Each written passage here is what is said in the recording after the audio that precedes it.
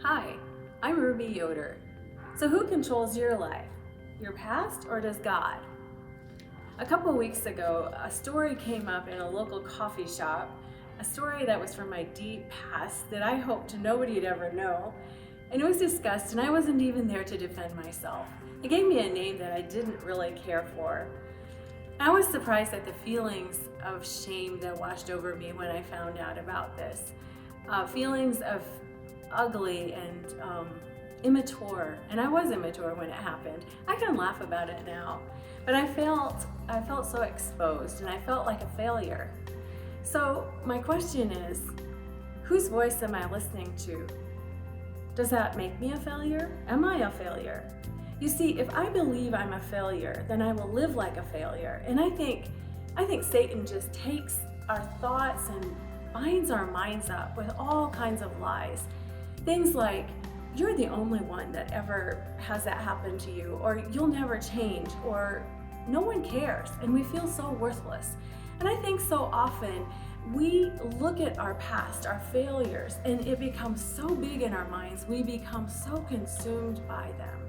And I think God just wants to take our face and just turn our faces toward Him and say, hey, look at me, look at my truth, look at my word, and see what I have to say about you.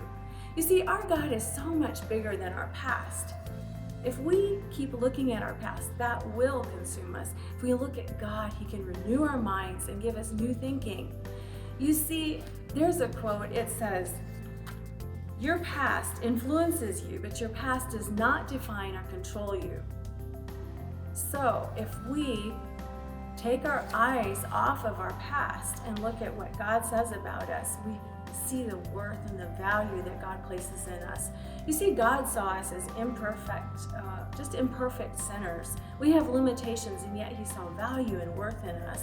He believes in us, and He loves us so much, He died for us. He wants to give us new names of value and worth. Let's go to the Word, because I think if we want to line up our thinking, I think we have to go to what God says. We have to go to the truth. In Isaiah, it says, so do not fear, for I am with you. Do not be dismayed, for I am your God. I will strengthen you and help you. I will uphold you with my righteous hand. He says He will never leave us. Fear not, for I have redeemed you. I have summoned you by name, and you are mine. You see, He wants relationship with us.